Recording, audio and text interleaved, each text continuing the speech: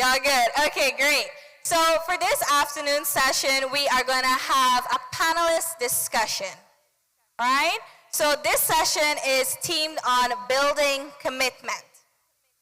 So welcome to the building commitment session of the SIDS Children and Youth Action Summit.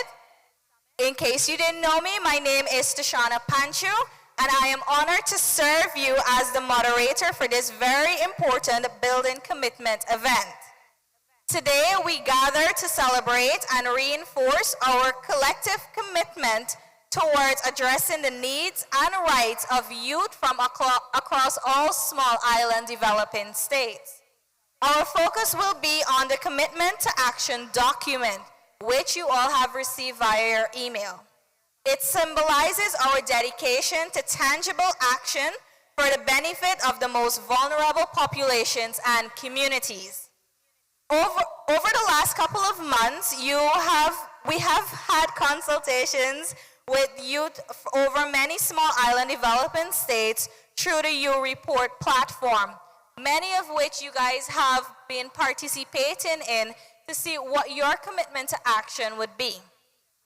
So, ladies and gentlemen, distinguished guests and special invitees, I have the privilege today of introducing our panelists for this afternoon session.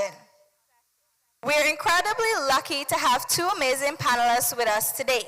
They'll be sharing their insights and experiences on the important themes of safe and prosperous societies and a secure future, some of the thematic areas we are focusing on for this summit, as highlighted in the Commitment to Action document. So let's give them a warm welcome. Our first panelist this afternoon is none other than Senator Caleb Gardiner.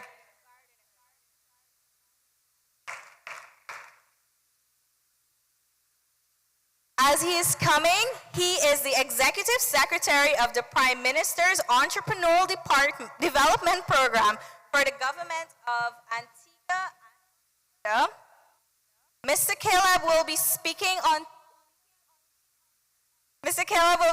on the theme of safe and prosperous societies, and our second panelist for this afternoon is none other than our lovely Miss Lakshita Kania, a steering committee member from a small island developing state. Ms. Lakshita will address the theme of a secure future. So these are two persons that you guys have seen moving around with you over the last couple of days. So let's dive right into the discussion. I'll have a seat. I know I am tall in heels, but I am actually short, so I'm gonna have a seat. So for Mr. Caleb, within the Commitment to Action document under the theme of safe and prosperous societies, governments are urged to provide quality education opportunities and develop strategies to address educational underperformance among boys and girls. How is the Prime Minister's Entrepreneur Development Program in Antigua and Barbuda working to fulfill these commitments, and what specific initiatives are being implemented to ensure that youth are equipped with the skills needed to enter the labor market successfully? Welcome. Thank you so much, President. Good afternoon to everyone. It's great to be here, to be among so many leaders present, and it's really and truly an honor to be here. So, in terms of the Prime Minister's Entrepreneurial Development Program, as he said, as the name mentioned, it's a program that the Prime Minister of Antigua and Barbuda, the Honorable Gaston Brown, would have started in 2019. Now, this program provides funding for young Antiguans and Barbudans to start their businesses. Not only do we give funding, but we also provide business support and mentorship. Now, the Prime Minister has that firm belief that as young people, we can contribute to our economic growth by owning and managing our businesses. And through that, we can also provide employment. Now, this program has funded persons who have been, as of late, 18 years old, who has about approximately 5 acres of land to do farming. Now, one area that we're also looking at is food security. So to see a young man, 18 years old, being involved in farming to add to our food security is very important. Now we have, during the COVID-19 session, pandemic, we've seen lots of businesses. And most of these businesses are persons who range between 15 to 25. And through this program, we have provided mentorship and training, because not everybody needs finances, believe it or not, for their businesses. They have the capital needed. So what we do, we provide coaching. And the coaching allows them to either write the business plan, to perfect their pitch, the business pitch, and to also aid them in the overall management of their businesses. Now, on the general scope of Antigua and Barbuda, recently we would have opened up the Harrison Center for Excellence, a program, a institute to promote TVET, more vocational training for young persons, because we've identified that academics is not the only way to success. So this center provides skills with plumbing, electrical, etc. And we see a lot of young men, especially, who are skilled with their hands, enrolling into this program. We also have the youth GAP program, which allows persons to go back to school to do subjects like CXCs. Those in the Caribbean, we know what CXC is. So we do CSEC subjects as well too. So those are some of the programs that we have in place to ensure that boys and girls are able to, one, enter entrepreneurship, as well as to gain soft and hard skills. Thank you very much, Senator Caleb. Those are some very insightful programs that you have there. So now let's turn to Lakshita. So my question to you, Ms. Lakshita, beyond renewable energy, how do you believe young people in your small island developing state are contributing to building a secure future? Are there any innovative approaches or projects they are undertaking to address border challenges such as climate adaptation, disaster resilience, or sustainable livelihoods? Thank you very much, Tishna. Good afternoon, everybody. Before I answer to your question, I just want to make it clear that when we're speaking about youth, we're speaking about the future and the thematic about secure future. I really want to share that climate change is not only an environmental issue, but also an issue of justice and human rights. So more than temperature changes, climate change also entails social, racial, and gender injustices that disproportionately affect the most vulnerable population. I'm pretty sure that you have exchanged that in your previous master classes. So when talking about climate justice, when we're speaking about secure future, the most important notion to understand is that it is based on the idea that the climate crisis is unfair when it comes to seats discussions sometimes. So I'm speaking about, now moving to your question, in Mauritius, which is based in the Indian Ocean, and I'm pretty sure that my neighboring countries, that, such as Seychelles as well, we share almost the same challenges. Young people are actively contributing to building a secure future through various innovative approaches and projects.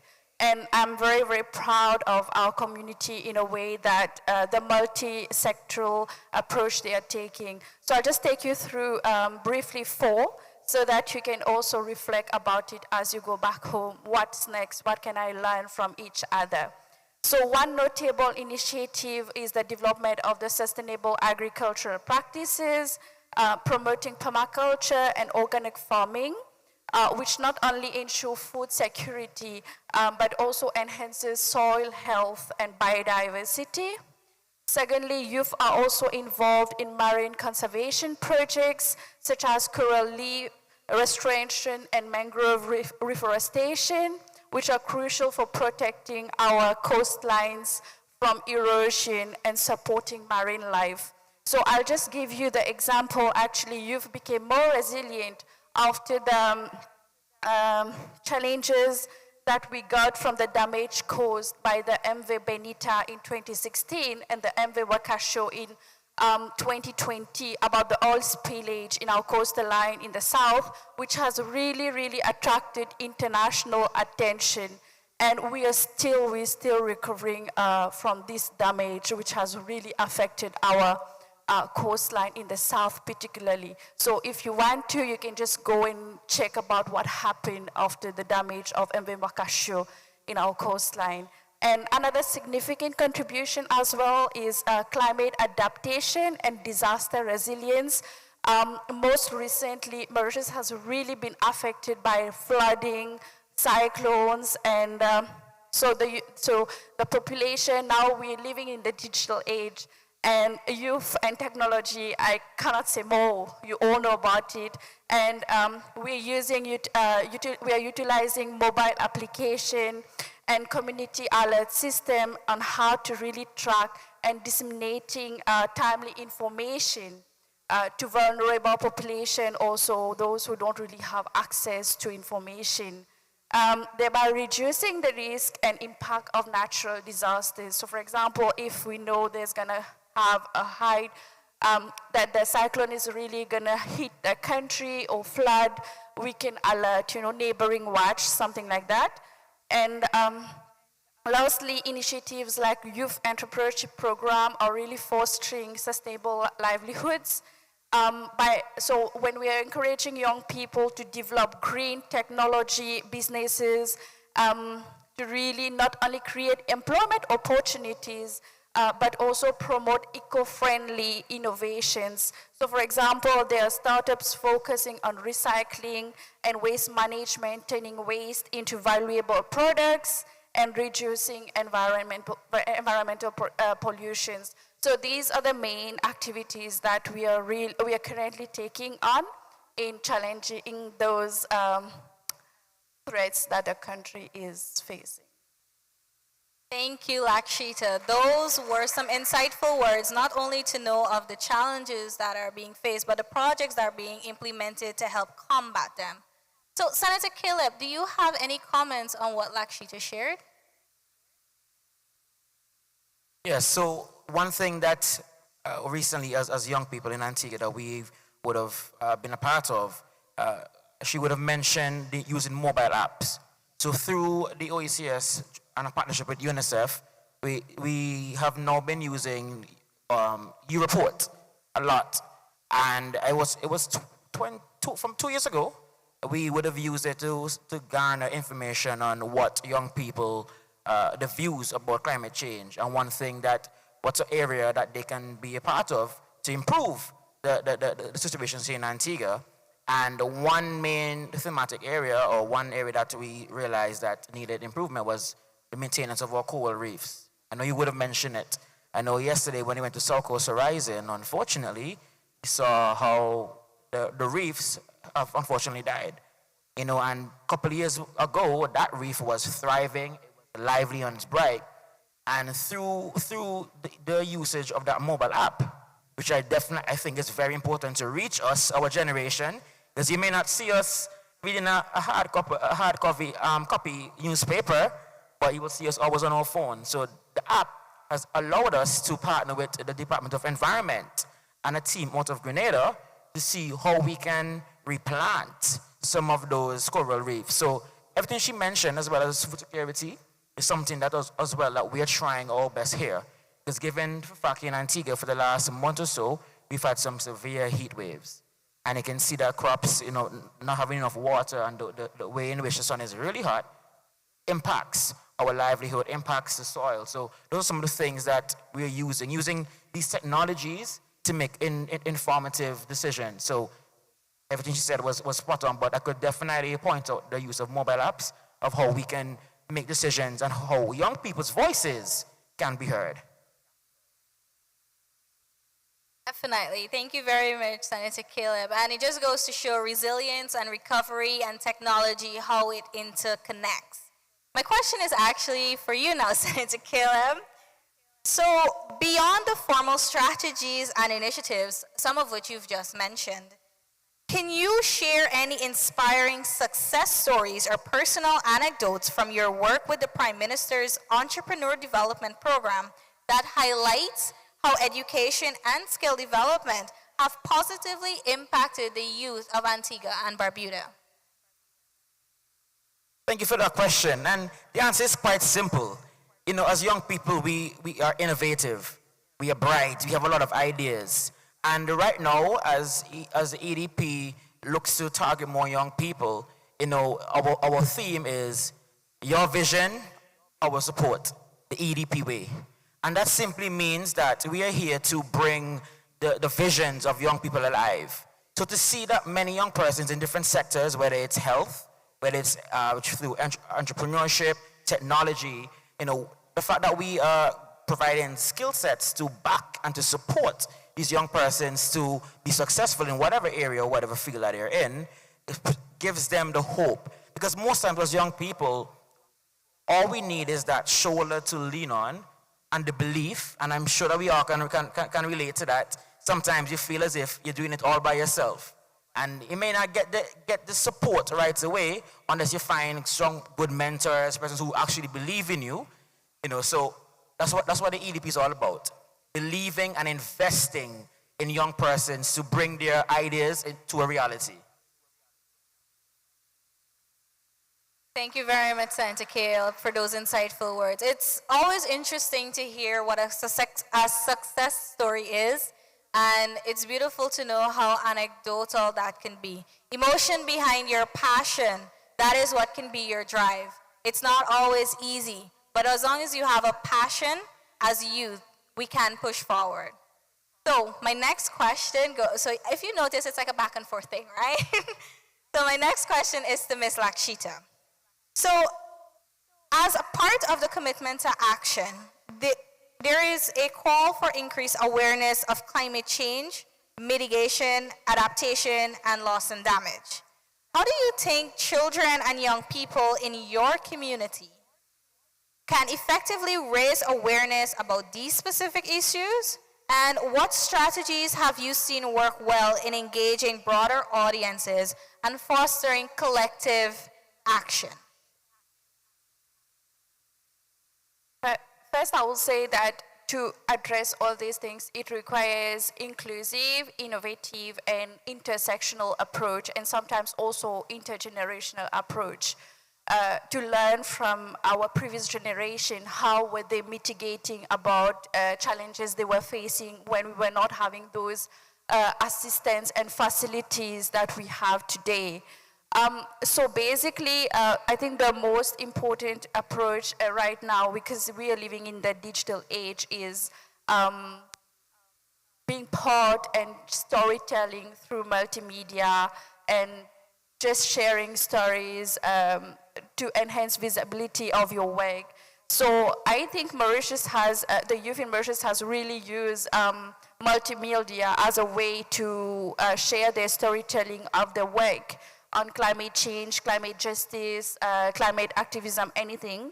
And really that youth-led groups, they are purchasing films, documentaries, and social media campaigns that highlight personal histories and on how climate change affects their lives, you know, by sharing those, those emotional narratives.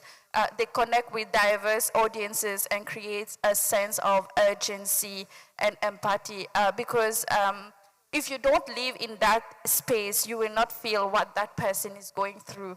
So, for example, those living in the coastline, they will really suffer from the damage that are being caused by coastal degradation. Fishing life, those who parent or fishermen, and now they are not able to really benefit and have their own earnings through fishing. What do they do now? It affects, and then it creates a ripple effect. So those are kind of storytelling, like, okay, as someone who is being part of these challenges, how do I share my narratives so that people are really getting we should say that interested in the discussion of climate justice, because if you don't speak about it, people are not interested because they are not being affected. So I think storytelling through multimedia is very important.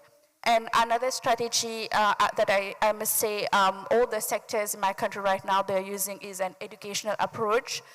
From very young age, students, like primary school. Sometimes it's starting even in pre-primary, but also we state that education begins at home. So what your parents will teach you, don't throw away, don't do that. So it starts at home, but also there is an educational approach on how to discuss the challenges and how do we protect our environment and the discussion of climate change.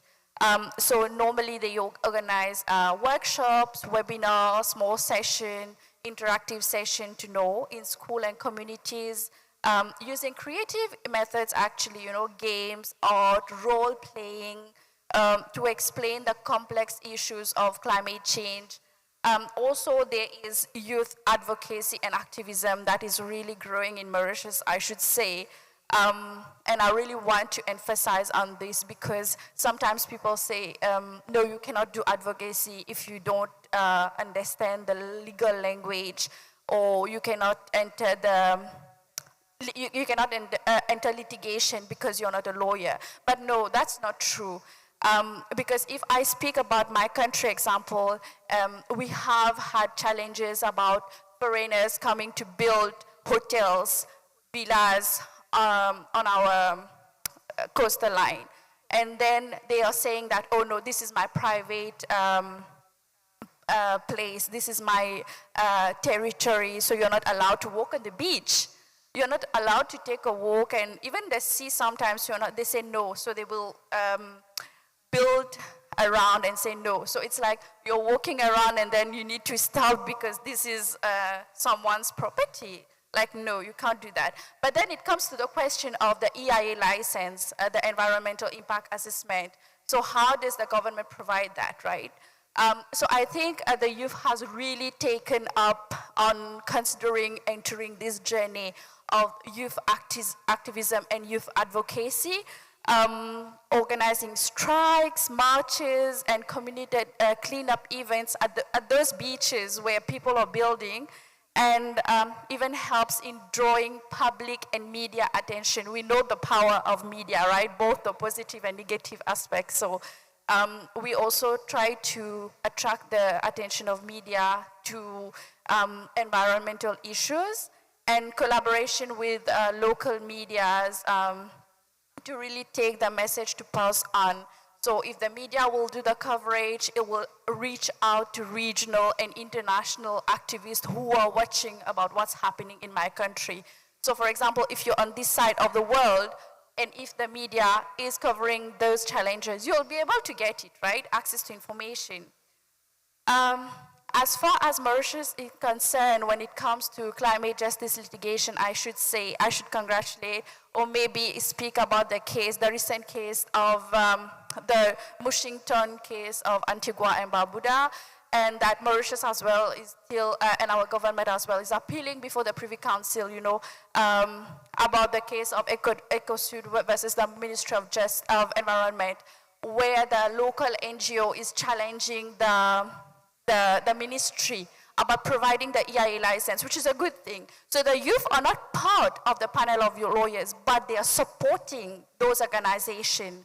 They are doing movement building. They are supporting, they are bringing their presence. That's enough when you have the masses behind you, when you're going to court, and hold the government accountable that how are you able to provide licenses to organizations that are coming to affect and deteriorate our coastal line. In the meantime, we are the one working to protect our sand erosion and beaches with the rise of sea level. So I think this is something that you as youth in the room, you should think about it and see how you can enter this journey, because you should not be intimidated if you are not a lawyer, if you're not in the legal background. Oh, advocacy, litigation is not for me. I should just be an activist of taking cards and going the street. That's all. No, you should learn, because learning is a journey, and you can also still learn outside the classroom. It's not that, okay, if I have a background in engineering, I should not be able to go into climate advocacy. So this is something that I really need to bring out for you, to empower you, that you should not be intimidated that because you don't have this background, you cannot. No, you can. You can go on internet, everything is available now. So it's very easy to have access in the information, because I read it again, we're living in the digital age. So you all have access to things. So this, and in summary, the factual background of the case that I just told you is the grant of the license that the Ministry of Environment has given to a real estate promoter proposing to undertake a development of a smart city scheme in the southeastern part of Mauritius. So we are trying to build Mauritius as a tourism industry economy, but when we are investing about tourism as well, we should not forget the other side of the challenge that we are facing. Yes, we want our country to look nice, to attract tourists, but on the other side, we need to see the damage that we are doing to our environment, trying to please other people. So we need to see how we can balance those things. So in addition, there's partnership with local governments and NGOs. As youth, what you can do, you partner, you bring projects, you speak with NGOs, how you can sit on a table and discuss about things that you want to get involved in. And also I mentioned about technology that really enables the young people to reach the global audience. I think those has been taken up in the previous master classes. So I think these are the key points that you need to take away about how you can address things. Thank you very much, Lakshita. Yes, she deserves a round of applause for that. And indeed, some of the same things that you guys were looking at in the master classes this morning are what you're seeing in effective in this afternoon's conversation.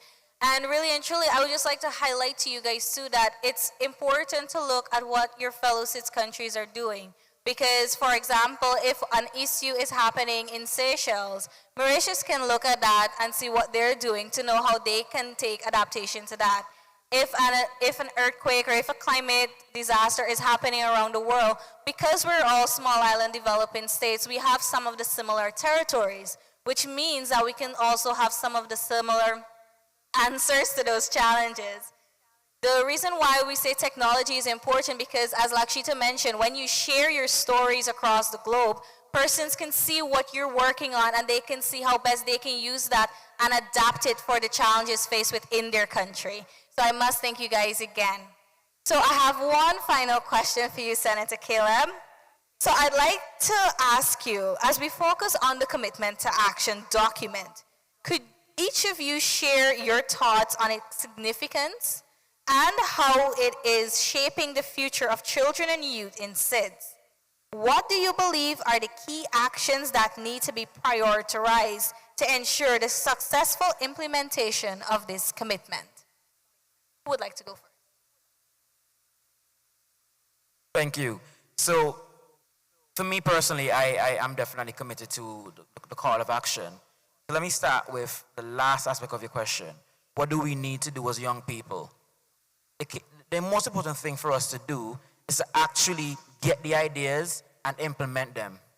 Most times, our thoughts are stuck in our heads, and unless we can actually, get them on paper, share our ideas with persons, for example, the UNICEF staff, persons who can actually assist us in getting it to become a reality, it will just stay there. So it's important for us to, again, come together as nations, as SIDS, bounce ideas off of each other, see how we can assist and strengthen our ideas, and actually just go and do it. It's that simple. Let's not be stuck in the ideation phase, but let's actually be practical with our ideas. But overall, for the call of action, I'm definitely committed. I know it's important because as a young person, it's for me at 24 years old, growing up, you always want to have a seat at the table. And now that we're having this forum, this summit, this is our seat at the table. There are persons in this room who are invested to hear what we have to say, and it's important for us to pitch that idea the best way possible because they believe in us.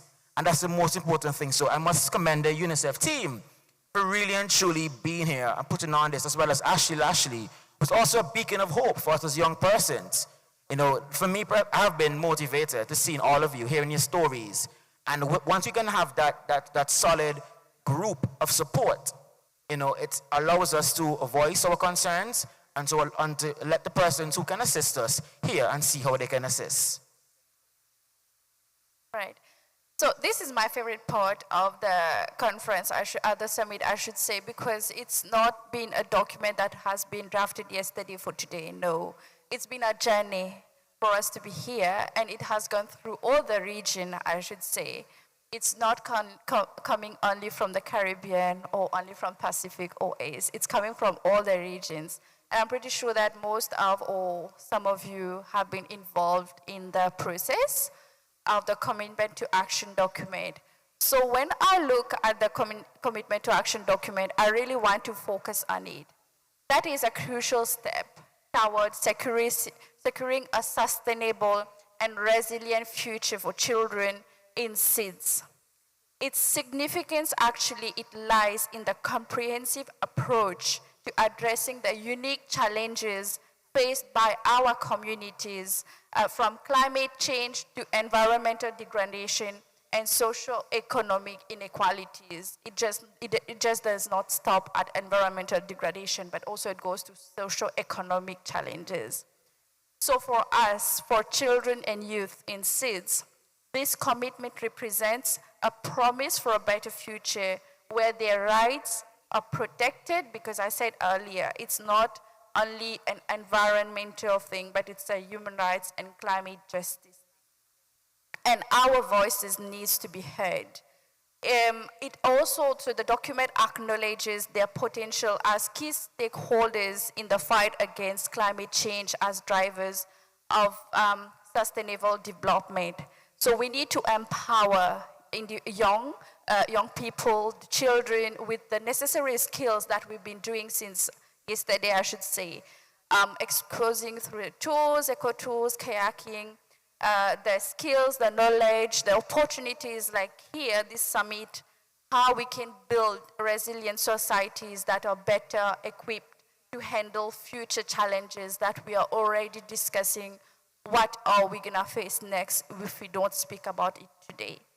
So I want to really focus on to ensure the successful implementation of this commitment that you all gonna pledge shortly. There are several key actions that needs to be prioritized. So we spoke about education and capacity building. We spoke about youth partnership and leadership. That's what you're here. Youth participation and leadership. How do you create a network of youth gathered today in person? How do I exchange and how do I network when I leave from here? Investment in technology and innovation, we already addressed that earlier. Community engagement and awareness. How do we educate our community? How do we educate those who are not exposed? And how, for those who don't understand the importance, the crucial need of having the climate change discussion today. And most importantly, policy support and funding, that there is need to ensure that there are robust policies and sufficient funding dedicated to youth-led projects and initiatives focused on sustainability and resilience. So I think it is very important for funding, for donors, those funding organizations, that you prioritize youth-led projects.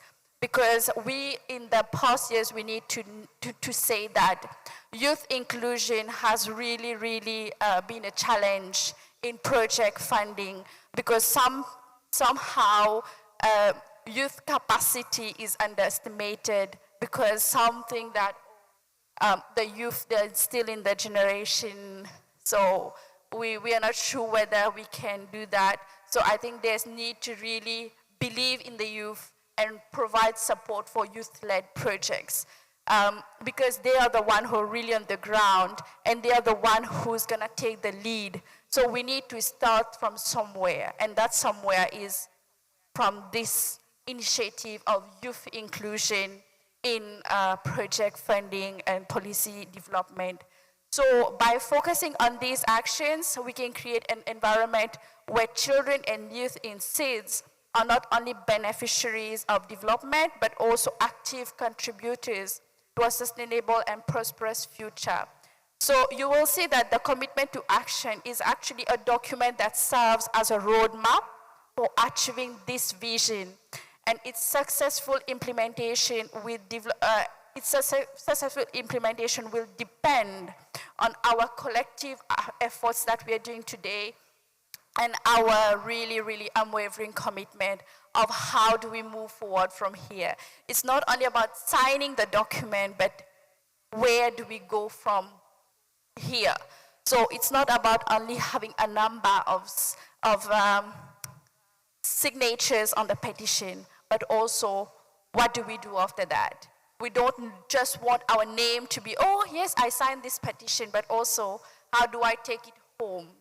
And how do I collaborate with my other colleagues, my other fellows from different regions who are really facing? So yesterday from the cultural fashion show, you could see some of the challenges that our youth are facing through their demos, through the messages. Some are speaking about decolonization, reinvention, intergenerational, intersectional. How do we adapt all these things as we move as youth-led organization, activists, advocates, all these things.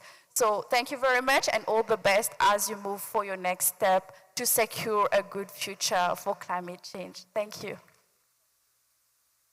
Yes, let's give them a round of applause. Thank you very much, Senator Caleb and Lakshita.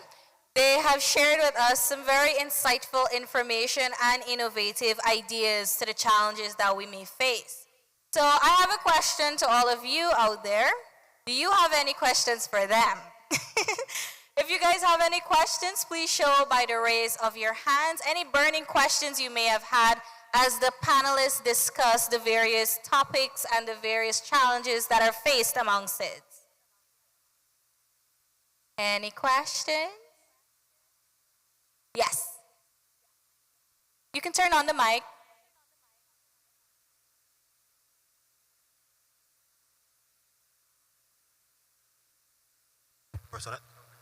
Testing. Okay, Clear. so pleasant good afternoon, guys. So my question is addressed to either one of the panelists. Is basically seeking a recommendation or an idea that you guys would have to incorporate the younger generation below the age of 14 to be a part and aware of to what we're doing, or what we're trying to achieve in the small island states. So it's basically a recommendation or initiative to include the younger generation as to make them more aware as to what we're trying to achieve right now. All right, thank you for that question. So one of the best ways to involve more young persons is through not only what we're doing here, but through NGOs. Like for example, I'm a part of JCI Antigua, and we have a committee that's called the Environmental Awareness Program. Now, while we are targeted for persons 18 to 40, there's also NGOs around Antigua, like the International Health Outreach, the EAG Environmental Awareness Group, who also have different programs during the summer to encourage more young persons to be a part of, advocacy on environment and climate change. Funny enough, recently I was on a judging panel for a child queen show, a pageant. And there was a young girl, she's 8 years old, and she came and she spoke about her love for the environment and wanting to be an environmentalist. So I asked her, what sparked your interest in wanting to be an environmentalist? She said, well, my mommy normally watches Animal Planet, and I love it. And then she said that her mom allowed her to go to Bird Island. That's a protected area off of the coast of Antigua and Barbuda, and she was able to play with the protected snakes, etc. And being involved in that small activity allowed her, as an 8-year-old, to have a passion for the environment. And as we continue to groom her and expose her to more opportunities of that nature, it will definitely allow her to expand her horizons, meet the right people, and overall encourage other young persons, even at school, because I'm certain she tells her friends, guys, I went to Bird Island, do you know what I did? And then they'll be very intrigued and eager to follow the same passion. So being engaging civic societies, NGOs is a very critical way to ensure that our young people are engaged and to continue the fight for climate change. Yeah, I can just add that it actually, for me, I'll just maybe take from my personal experience. For me to become today a lawyer and advocate, it did not started when I completed my high school and then I said, no, I want to become a lawyer. No. It all started when I was at those age, 12, 13 years, when there were activity at school, science classes, geography classes. So I was always fascinated, and I was always someone who liked to ask questions, and how can we do that? So at this age, I think it's I always like to take the holistic approach that it should start at school. So if you have a project at a young age, go to your teacher, tell her, ma'am, I have an idea, can we do that? Can we do a project? Can we do like a small artwork, something like that? Or the school space, I want to do a green corner, something like that. It starts at those stages. So, and then as you grow, you start to having more, you start to build your own confidence. So when start at school, then you take it back home. You take it in your community. You take it in your village. This is where it starts. And then you continue to grow, 16, 17, then high school, etc. Then later on, when you continue, then you're like, okay, I have the age now. I want to do something on my own, right? Because we need to acknowledge also there are certain age that people will trust you, and there's certain age that people will like, no, that one's still a child, they're still growing. So I think the best place is the school. The school or at home, or you say, hi mom, at home, I'm thinking of doing a green space at home in the garden. Can I do it? Like something like that. You mobilize your neighbors, your cousins, something. Those are your allies actually. Those are your first supporter. Then you become the person you are. If you don't start at this journey, at those places, because remember, your well-wishers, your support system comes from your parents, your home, your teacher, who's your guide in life. Because even I don't forget my teachers when I was in primary school. I was always that child that like to question things. So you need to do that to be able to arrive to this stage. So for young people, little kids that we have, we don't need to underestimate their power. We just need to listen, because at those years, they just want one thing actually. They want you to listen to them. You listen, then you see, okay, that child is someone and will become someone. How do I support them? So this is how you grow. I think this is the best way to start off at these ages, and then as you grow, things will flow automatically. Thank you very much, both Senator Caleb and Lakshita. Let's give them a round of applause. Thank you, guys. And I should say it's pretty much very similar to how all of you started your advocacies right here. You started somewhere. You started with a dream. You started with a passion. You saw something and you wanted to fix it, or you saw something and you wanted to amend it, or you experienced something and you wanted to change it. So that's how all of us start. So it's really an encouragement to you guys to start. Just go. Do it. Speak to someone. Share your message. And with that, I would like us all to say, give a round of applause again for Mr. Caleb and Lakshita. Thank you guys very much. Thank you. And with that, I would like to call on Ms. Harisha Savi. Harisha, as she comes to read the commitment to action. As she comes, I encourage all of you guys, as we were discussing the same commitment to action, to pull the document up on your phones, because it was all emailed to you, and you will follow through. Thank you.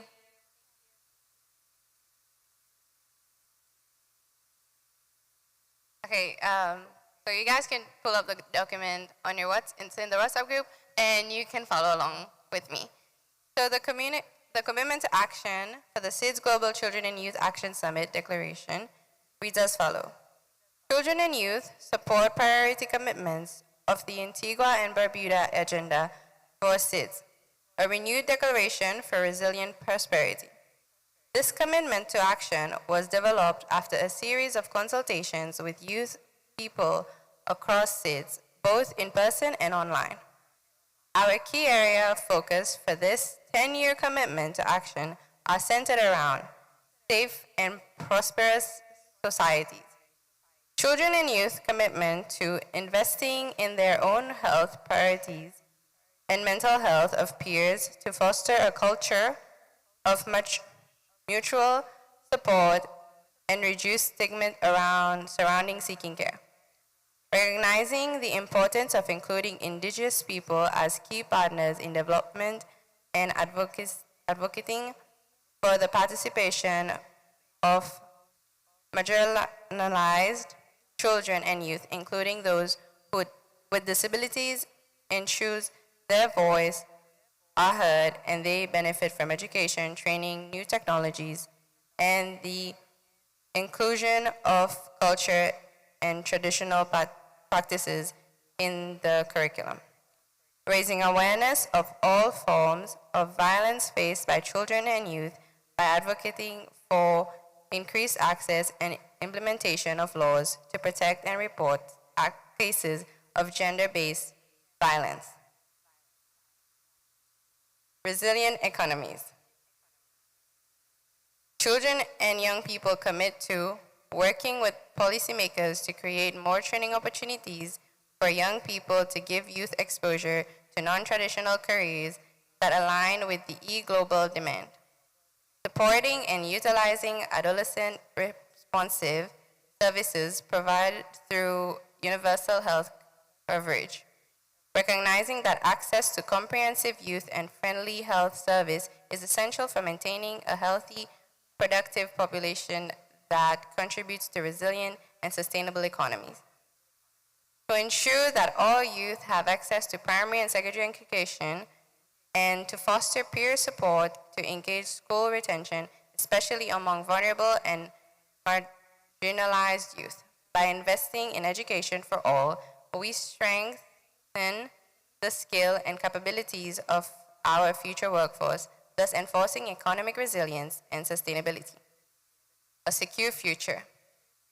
Children and youth people commit to engaging with local communities as active participants in finding and implementing solutions and facilitating collaboration and partnerships with other young groups, with youth groups, regardless of ethnicity, disability, socioeconomic background, or other personal characteristics. Meaningfully, equally, and fully engaging with local and national government to ensure children and youth voices are heard and their needs and priority issues are considered in policy discussion, such as the Sustainable Development Goals for sustainable management of marine terrestrial sites, etc.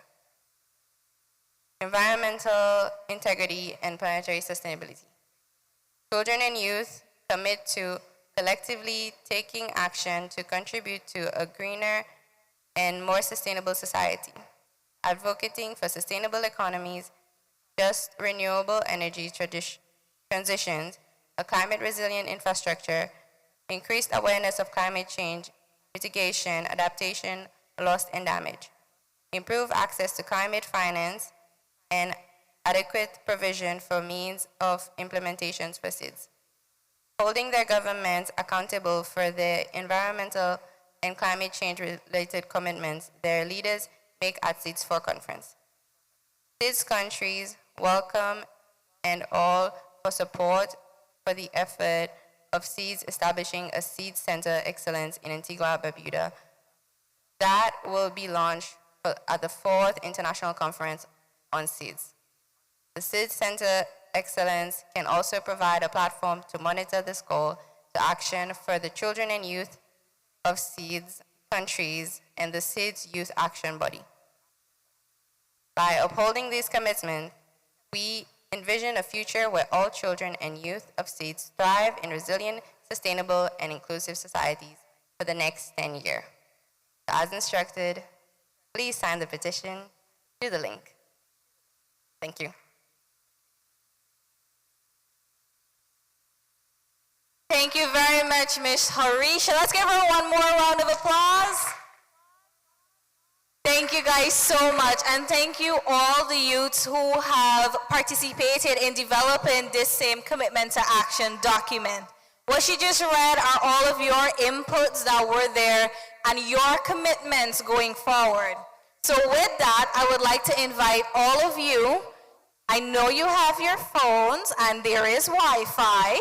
So please scan the QR code up there and sign the petition for the commitment to action. So we're asking all delegates within the room, all stakeholders as well, to sign on to the commitment to action. And after that, we just encourage you guys to take a small little water. We'll hand it over to Miss Ashley Lashley now. My apologies. No break as yet. Don't get too excited, guys. So everyone has signed the commitment to action. I'm only seeing 20 signatures. Who have signed on to the commitment to action? Raise your hand. So what happened to the others? So we can take another minute for this exercise. Everyone pull out your phones and sign on to our commitment to action, please. And we're also going to share the link in the group chat with you so that you can share within your youth organizations as well. We want as many young persons from across Small Island developing states and stakeholders to sign on to this 10-year action plan that we as SIDS Youth have developed through a series of consultations, both online and in person. So I encourage you to sign on to it and share within your organization so that more young people and children across SIDS can support the work that we've been doing thus far. So before we break, I'll hand over to Taisha. Taisha. And Taisha have something engaging to do with you guys. And Luke. All right, so good afternoon, everyone. Good afternoon, everyone. All right, so we're all about learning, right? So what we are going to do right now, we're going to teach you all a little something about the Caribbean. But to start things off, I need to do a little roll call. So I'm walking towards my friend Tamoy here. Is Jamaica in the building? Is Jamaica in the building? All right, so what I want you to do at this moment is to stand and tell us 3 things about Jamaica. 3 fun facts. Hi everyone, I'm from the beautiful island of Jamaica, the biggest liquor island, the land of Usain Bolt, the land of Bob Marley, and the land that is just where you need to come for your next vacation, #876. Thank you so much, Tamoy. Now I'm walking over here. Is St. Lucia in the building? St. Lucia, are you present with us? Give me a yes, give me a no. Yes? All right. Hi everyone, I am from the very beautiful Helen of the West, St. Lucia. And 3 fun facts about us is that, I don't know how fun this is, but it's fun to me. We were fought for 14 times by the British and the French. Now, I don't know if anybody ever fight for you 14 times, but you'll feel real good when they fight for you 14 times. We are one of the few islands in the Caribbean that speak French Creole, alongside Haiti, Martinique, Guadeloupe. So, you know, we have links in other parts of the Caribbean. We're not just the English side, we're the French side, we're both sides. And lastly, I think that we have 2 of the best mountains in the Caribbean. You cannot come to St. Lucia without visiting the Piton Mountains, a UNESCO World Heritage Site, 2 volcanic peaks that stand tall above the country. So, come to St. Lucia, man. Carnival is in July. Lovely. No lies were told, no lies were told. Now, I'm not going to be biased for this one, but I'm walking over to the country I was born in, Trinidad and Tobago, and it's Trinidad and Tobago in the building. Miss Maloney, take it away. Good afternoon everyone, my name is Sahila Maloney and I'm from the beautiful Twin Island Republic of Trinidad and Tobago. Of course, we have the largest deposit of pitch, so your roads thank us because we get them paved We have amazing sulfur pools, amazing birds, amazing, beautiful people, and I might be biased here, and the loveliest accent present here today. Very much to hear that. So I'm walking now. I don't know if it's gonna give him a hint, but cheese on bread, cheese on bread. I'm over here with Barbados. Barbados, what are they gonna do for us?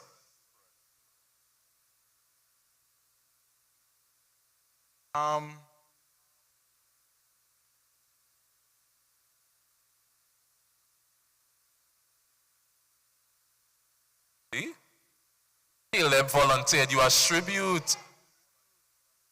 Barbados, is it going to be Caleb or is it going to be Ashley? Who is going to educate us this afternoon? Caleb, I'm sorry, it's back to you. So stand and give us 3 fun facts about Barbados. Thank you very much, Ashley. So we have 300 beaches. 300 beaches. We are a limestone and coral island. So we went from a volcanic ash. We are the most easterly Caribbean island. So we are not part of the island chain. And the fun fact is that we actually are not a part in the Caribbean Sea, we're in the Atlantic Ocean. We can't, Rihanna. All right, thank you. And before I hand it over to Taisha for us to learn about the Pacific, is Antigua in the building? Antigua is in the building. Should I go over to Karen? Karen, should I come to you? Or National Youth Ambassador or National Ambassador from Antigua. Well, we are in your home country, so I expect you to give us nice, probably 5 facts since we're in your home country. Yes, tell us 5 lovely things about Antigua. Let me first start off by welcoming everybody. I know it's a wonderful experience so far. I mean, our first university in Antigua and Barbuda. One of the first facts I can give to you guys, we have 365 beaches. So it's basically every day of the, the day of the year. So you can go to each beach every day. Another fun fact is we have a sandy beach, which is located in Barbuda. I can't forget my other country, sister island, Another fact is I think we have the best KFC, and I can attest that for sure. I can attest that for sure. I'm seeing my Jamaican friends, I'm seeing my Guyanese friends, I'm seeing my St. Lucian friends are getting so upset, but the fact is just a fact,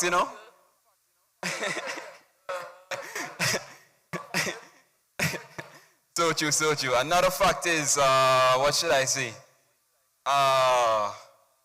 Esquire, I think you can help me out here. I want to give Esquire, he can remain the 2.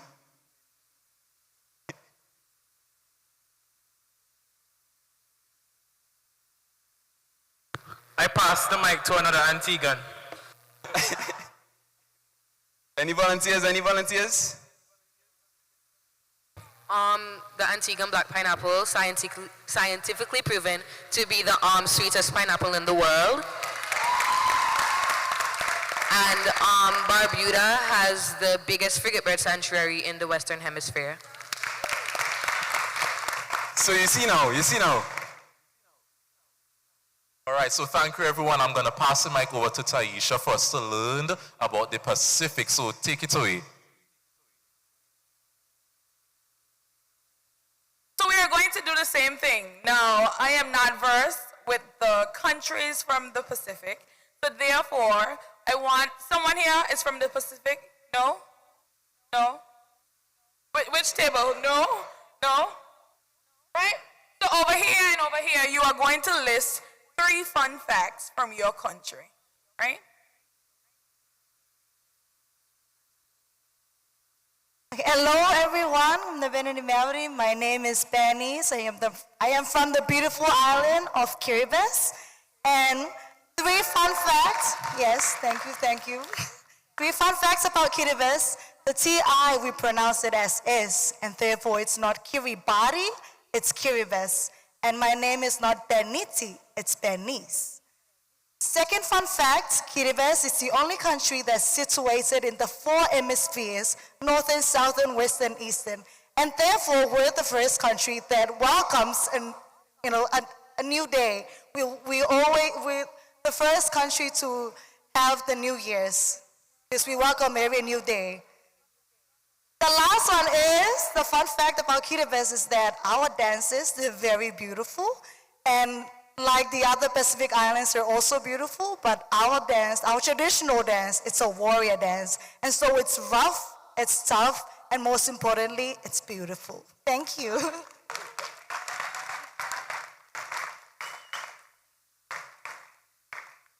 Moving over here. My lovely friend that I met at EcoSoc last year. Hi everyone, Ali from the beautiful islands of Palau.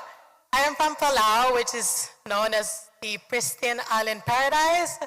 Some of the 3 fun facts. One is Palau is home of the world's first shark sanctuary. Second is it's home of the famous jellyfish lake. If no one has heard of that, you can swim with the jellyfish, they don't sting. 3, it is the first country that ratified the High Seas Treaty. For those that don't know, it's the BB&J Treaty that was just, that concluded its process last year. 4, it is one of the largest marine protected areas in the world, with 80% of its national waters fully protected with no take zone. So all the fun facts are ocean related, I know. Thank you, and we're high on Ocean Conservancy. Thank you. Thank you, my love. Can we get 2 persons from the AIS region? Right?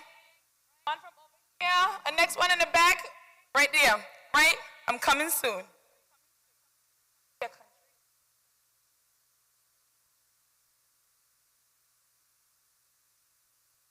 So my name is Marisia. I'm from Cape Verde. Cape Verde is an island on the coast of Africa. It consists of 10 islands. So one fun fact about Cape Verde is that Cape Verde and Guinea-Bissau once was a whole country. Now they are separated.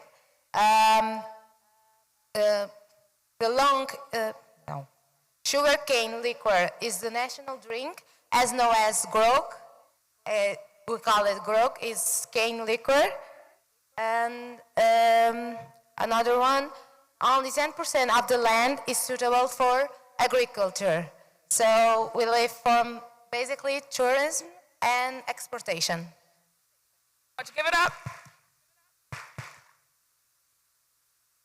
Last but definitely not least. Hello everyone, I'm from the sunny side of life, the heaven on earth, the paradise, the Maldives. We have 1,192 islands across 26 atolls. We have our own language and our own alphabet. And then a rather not a funny but a depressing fact of Maldives would be we are the world's #1. We have the highest divorce rates of the world. And then something nice is for the past 4 years, we are also the world leading destination. Thank you so much. Give them a round of applause. Right? Thank you so much to everyone that participated.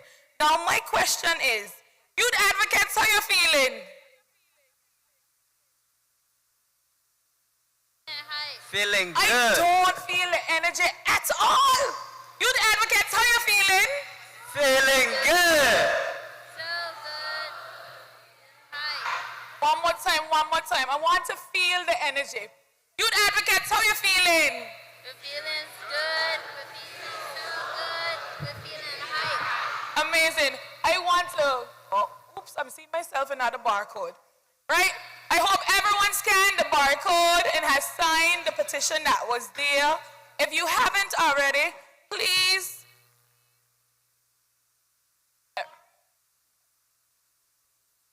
If you are having difficulties, also say that you're having difficulties so we can send a link in the chat.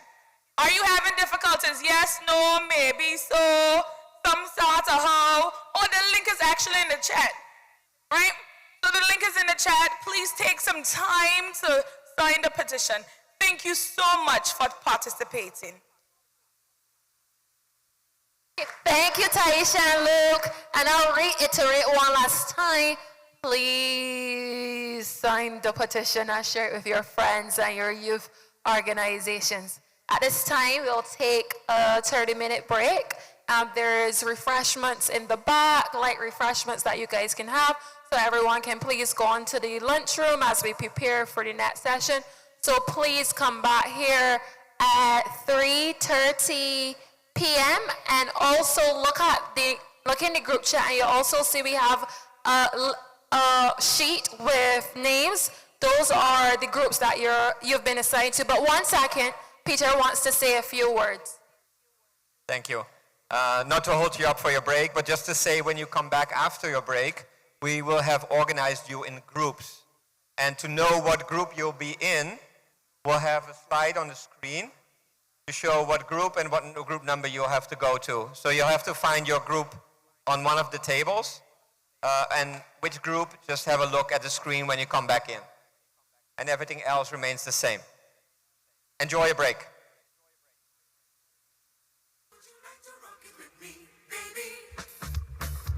Would you like to jump it with me, honey? Would you like to rock it with me, baby? Would you like to jump it with me, honey? Digging deep in the crates, deep in the crates, deep in the crates, with always the sounds.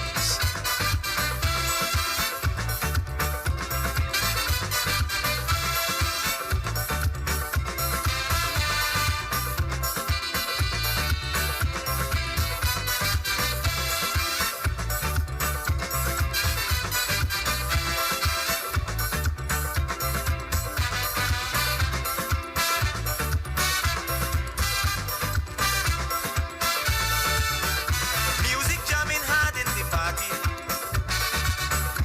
People socanizing their body.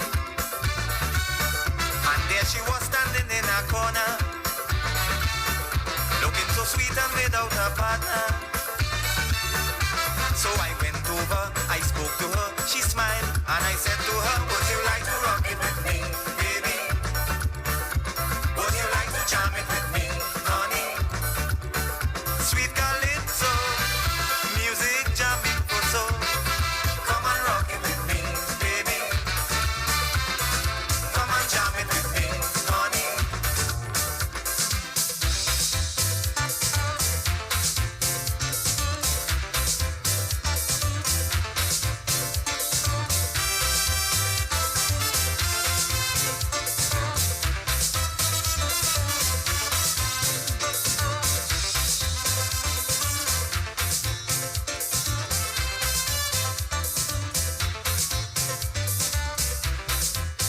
As I reach in the party, she walk up to me. You know how long I waited for we to do a thing. Now you enter, I want soca. She say I'm full of energy, so come let we party.